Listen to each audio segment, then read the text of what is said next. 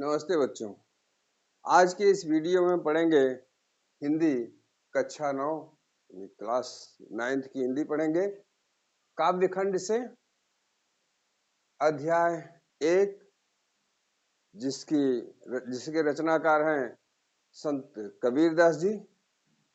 साखी से 1 से 4 पद तक अर्थात दोहा नंबर 1 से दोहा नंबर 4 तक की व्याख्या हम इस वीडियो में पढ़ेंगे। इसमें कबीरदास जी ने जो लिखा है उसमें पहले दोहे में सदगुरु की महिमा का वर्णन किया उन्होंने। जैसा कि आप सब जानते हैं कि कबीरदास जी एक संत हैं, उपासक हैं। पहला काम उनका उपासना करना है, तत्पश्चात काव्य रचना। जैसा कि कबीर ने पहले बता दिया है कि वो निरक्षर थे, उन्हें अक्षर ज्ञान नहीं था, वो अनपढ़ थे। उनकी रचनाओं का संकलन किसी और ने किया है, उनके किसी शिष्य ने किया है। तो हम देखते हैं उनकी रचना। दोहा नंबर 1, सदगुरु हमसु रीझ कर एक कहा प्रसंग, बरसा बादल प्रेम का भीज गया सबंग। सदगुरु, हम आराधना के क्षेत्र में, उपासना के क्षेत्र में गुरु को बहुत महत्व देते हैं। भारतीय धर्म शास्त्रों के अनुसार अगर हम देखें तो गुरु का अति महत्वपूर्ण स्थान होता है किसी शिष्य को बनाने में। वैसे ही जैसे कि स्वामी रामानंद जी ने कबीरदास जी को बनाया, कबीरदास के ऊपर स्वामी रामानंद जी की बड़ी कृपा रही और इसीलिए उन्होंने लिखा है, सदगुरु हम सुरीज करे कहा प्रसंग। सदगुरु, सत्य गुरु लिख रहे हैं कि हमारे सदगुरु ने हमारे ऊपर रीझ कर एक ऐसा प्रसंग कहा, अर्थात एक ऐसी बात के रीझ कर मतलब प्रसन्न होकर। कह रहे हैं कि हमारे सदगुरु ने हम पर प्रसन्न होकर एक ऐसी बात कही जिससे कि बरसा बादल प्रेम का भीज गया सबंग, जिससे कि प्रेम की ऐसी बारिश हुई कि हमारा संपूर्ण शरीर भीग गया। अर्थात प्रेम के बादलों की ऐसी बरसात हुई, प्रेम के बादलों की बरसात हुई जिससे कि मैं पूरी तरह से भीग गया।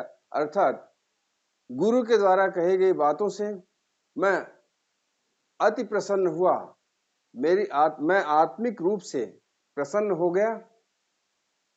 भीज गया सर्वांग का तात्पर्य यही है कि हमारा सर्वांग गुरु के प्रेम पूर्ण बातों से अभिभूत हो गया।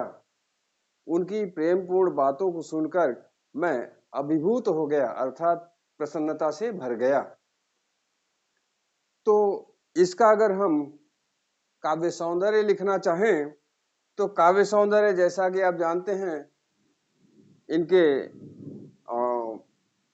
जीवन परिचय में भी बताया गया है कि इनकी भाषा सदुक्कड़ी है, जिसे हम पंचमेल खिचड़ी भी कहते हैं। तो भाषा हम सदुक्कड़ी लिख सकते हैं, सदुक्कड़ी।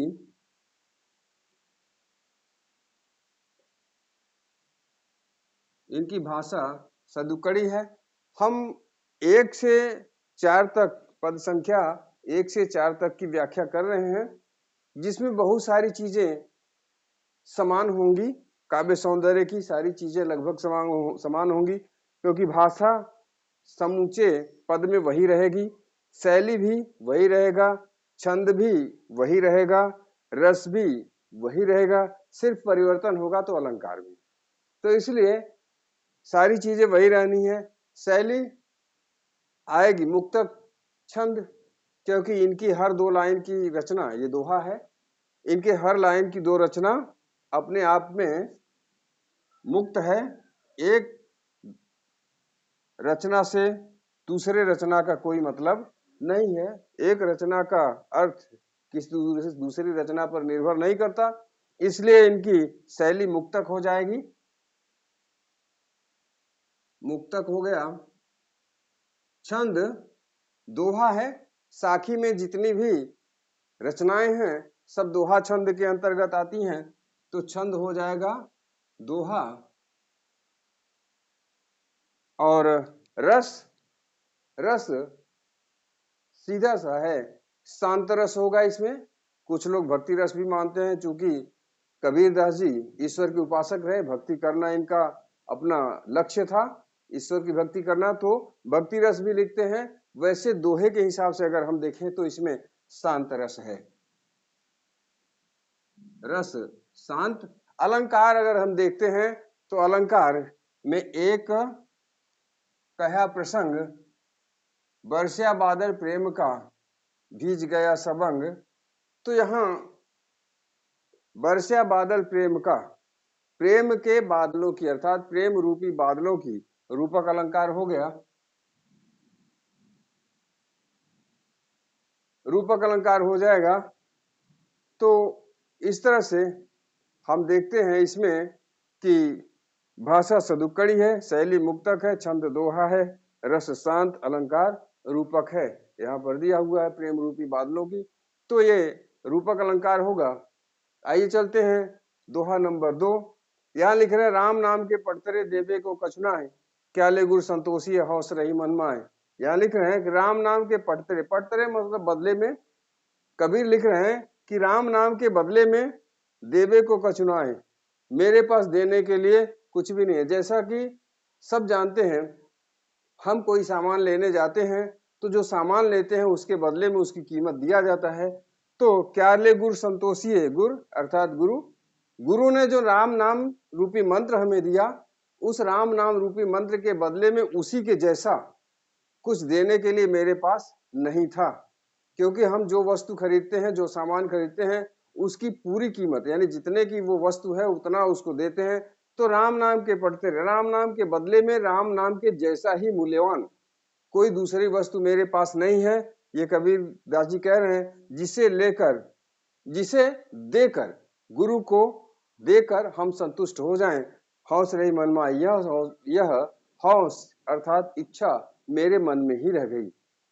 यहाँ कबीर बताना चाह रहे हैं कि गुरु जी ने हमारे जो राम नाम रूपी मंत्र हमें दिया, जो राम नाम रूपी मंत्र हमें दिया, उस राम नाम रूपी मंत्र के बदले में उनको देने के लिए मेरे पास ऐसा कुछ नहीं था जिसे देकर मैं संतुष्ट हो जाऊं, और ऐसा न होने पर हौस रही मनमाए, वह हौसला, वह मेरी इच्छा, वह मेरी अभिलाषा मेरे मन में ही रह गई। तो ये व्याख्या है। इसमें देखिए, राम नाम के पटतरे, राम नाम के बदले में देवे को कछुनाए, देने के लिए मेरे पास कुछ भी नहीं था। तो यहाँ हम अलंकार देख लेते हैं, तो अलंकार हो जाएगा, यहाँ क वर्ण की आवृत्ति हुई है, तो एक ही वर्ण की आवृत्ति होती है, तो वहां पर अनुप्रास अलंकार हो जाता है, जैसा कि यहाँ पर है। और मन माह, यहाँ भी म है और यहाँ भी म है, यहाँ भी तो क और म वर्ण की आवृत्ति हुई है, क और म वर्ण की आवृत्ति हुई है, तो यहाँ पर अनुप्रास अलंकार हो जाएगा। जैसा कि हम बताए हैं, काव्य सौंदर्य में सारी चीजें वही रहनी है, सिर्फ अलंकार में परिवर्तन होगा। तो यहाँ पहले दोहे में रूपक अलंकार था, अब दूसरे दोहे में अनुप्रास अलंकार हो जाएगा। अनुप्रास हो गया। तो इस प्रकार से इस दूसरे दोहे का काव्य सौंदर्य रहा अनुप्रास। और आइए देखते हैं तीसरा दोहा।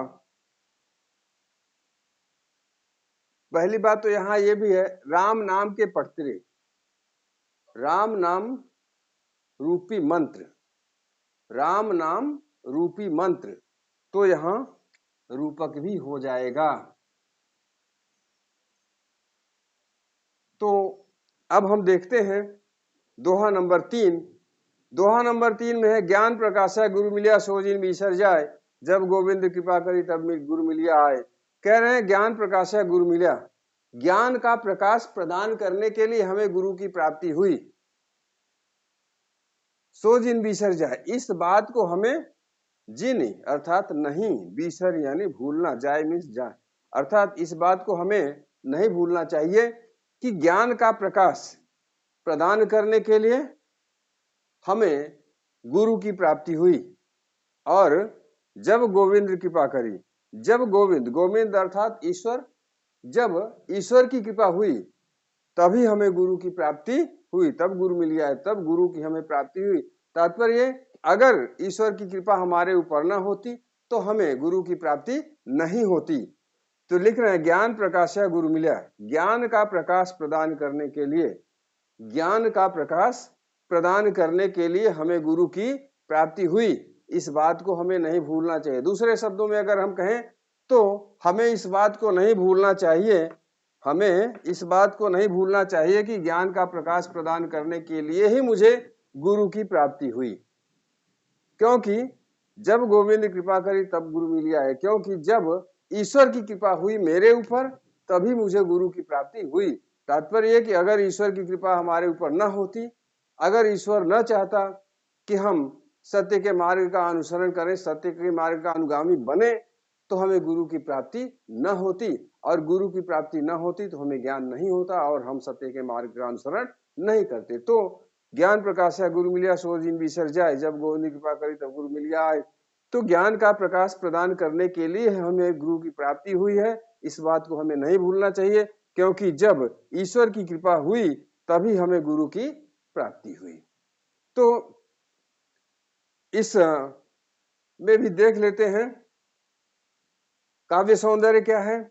काव्य सौंदर्य भाषा सदुक्कड़ी ही रहेगा, शैली मुक्तक ही रहेगी, छंद दोहा ही रहेगा, क्योंकि इसकी समूचे की भाषा सदुक्कड़ी है। छंद सबका मुक्तक छंद है, यानी दोहा छंद में सब लिखे हुए हैं और दोहा मुक्तक छंद में आता है। और छंद दोहा है, शैली मुक्तक है, रस शांत है। अलंकार अगर हम देखें तो ज्ञान प्रकाश, ज्ञान का प्रकाश प्रदान करने के लिए, वैसे तो प्रकाश चिराग में होता है और ज्ञान भी प्रकाश की तरह है, तो ज्ञान प्रकाशा, ज्ञान का प्रकाश प्रदान करने के लिए गुरु की प्राप्ति हुई जब गोविंद कृपा करी, जब गोविंद कृपा करी, गोविंद कृपा करी अनुप्रास अलंकार हो गया। और ज्ञान प्रकाशा गुरु मिला, ज्ञान का प्रकाश, ज्ञान रूपी प्रकाश प्रदान करने के लिए, तो इसमें भी अनुप्रास और रूपक अलंकार होगा। आइए चलते हैं, हम देखते हैं अब अगला दोहा। माया दीपक नर पतंग भ्रम भ्रम युवै पड़ंत, कहे कबीर गुरु ज्ञान ते एक आधु ग्रंथ। करे माया दीपक नर पतंग, यह माया दीपक नर पतंग यहां बता रहे हैं कि माया रूपी दीपक और नर रूपी पतंगा, यहां रूपक अलंकार है। माया रूपी दीपक, नर रूपी पतंगा, जैसा कि आजकल बरसात का समय है तो चिराग जलता है तो ढेर सारे पतंगे चिराग के पास आ जाते हैं, तो वैसे ही माया रूपी दीपक के आगे नर रूपी पतंगे घेरे रहते हैं। तात्पर्य हमने पहले ही बता दिया कि कबीर एक संत हैं, उपासक हैं, उनकी उपासना करना उनका अपना लक्ष्य है, ईश्वर की प्राप्ति करना लक्ष्य है। तो ईश्वर की प्राप्ति के संबंध में ही ये कह रहे हैं। और कबीर माया को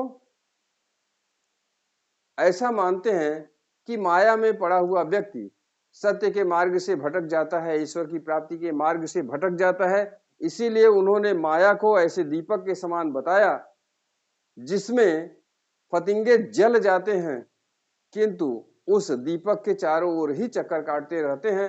वैसे ही जिस प्रकार से वह दीपक के चारों ओर चक्कर काटते काटते अंततः समाप्त हो जाते हैं, मर के खत्म हो जाते हैं, वैसे ही व्यक्ति इस संसार में माया के चारों ओर चक्कर काटता है और अंततः इस संसार से विदा हो जाता है। तो विदा हो जाता है क्यों? भ्रम के कारण, क्योंकि उसको यह ज्ञान नहीं हो पाता है कि माया क्या है और ईश्वर क्या है। माया के स्वरूप को वह नहीं समझ पाता, ईश्वर उसे बाहर निकालना चाहता है लेकिन वो भ्रम के कारण उसी में पड़ा रहता है। इसलिए कह रहे माया दीपक नर पतंग भ्रम भ्रम में पड़न। कह रहे मनुष्य इस संसार में उसी पतंगे के समान है जो दीपक के चारों ओर चक्कर काटते काटते अंततः मर के समाप्त हो जाता है, उससे बार बार जलता है और अंततः मर के समाप्त हो जाता है। उसी प्रकार मनुष्य माया रूपी दीपक के सामने, माया रूपी दीपक के चारों ओर चक्कर काटता है और अंततः अज्ञानतावश उसी में पड़ा रहता है और जलता रहता है, ठोकरें खाता रहता है, भटकता रहता है, किंतु ईश्वर की ओर उन्मुख नहीं हो पाता और अंततः माया में पड़े पड़े ही इस संसार से विदा हो लेता है। तो इसीलिए कह रहे हैं, कहे कबीर गुरु ज्ञानते एक आध उपरंत। कबीरदास जी कह रहे हैं किंतु इस संसार में रहते हुए मनुष्य गुरु ज्ञानते, कबीरदास जी कह रहे हैं इस संसार में रहते हुए व्यक्ति गुरु ज्ञानते, गुरु के ज्ञान से एक आध उपरंत, एकाक व्यक्ति कोई उबर पाता है। इस संसार में रहने वाले तमाम लोगों में से एकाक व्यक्ति ही जिसे कि गुरु की कृपा से ज्ञान की प्राप्ति हो जाती है और वो इस माया से बच जाते हैं, ईश्वर की ओर उन्मुख हो जाते हैं और पुनः इस संसार में जलने से बच जाते। तात्पर्य कि इस संसार में पुनः वापस नहीं आते, गुरु की कृपा से वो मोक्ष की प्राप्ति कर लेते हैं।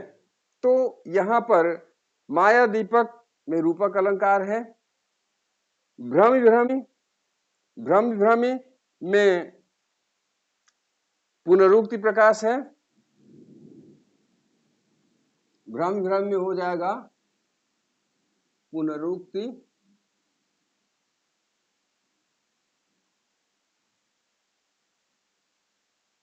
पुनरुक्ति प्रकाश और अनुपास रूपक और पुनरुक्ति प्रकाश। तो यहाँ पर माया दीपक नर पतंग, माया दीपक में और नर पतंग में दोनों में रूपक अलंकार है, भ्रम विभ्रम में पुनरुक्ति प्रकाश है और कहे कबीर में क की आवृत्ति हुई है, गुरु ज्ञान में ग की आवृत्ति हुई है। तो यहाँ कहे कबीर में गुरु ज्ञान में अनुप्रास अलंकार है। तो इस प्रकार से इसका काव्य सौंदर्य इस प्रकार से होता है, भाषा सदुकड़ी, शैली मुक्तक, छंद दोहा, रस शांत, अलंकार अनुप्रास, रूपक, पुनरुक्ति प्रकाश। यहाँ पर रूपक अलंकार, यहाँ पर पुनरुक्ति प्रकाश अलंकार और यहाँ पर अनुप्रास अलंकार, यहाँ पर और यहाँ पर अनुप्रास अलंकार। तो इस प्रकार से आज का ये वीडियो रहा, आज का ये 4 दोहों का अर्थ रहा, इसकी व्याख्या रही और काव्य सौंदर्य रहा। तो हमारा वीडियो अगर आपको पसंद आता है तो हमारे वीडियो को लाइक करिए, शेयर करिए और हमारे चैनल को सब्सक्राइब करिए। मिलते हैं जल्द ही अगले वीडियो में 4 दूसरे दोहों के साथ। तब तक के लिए जय हिंद।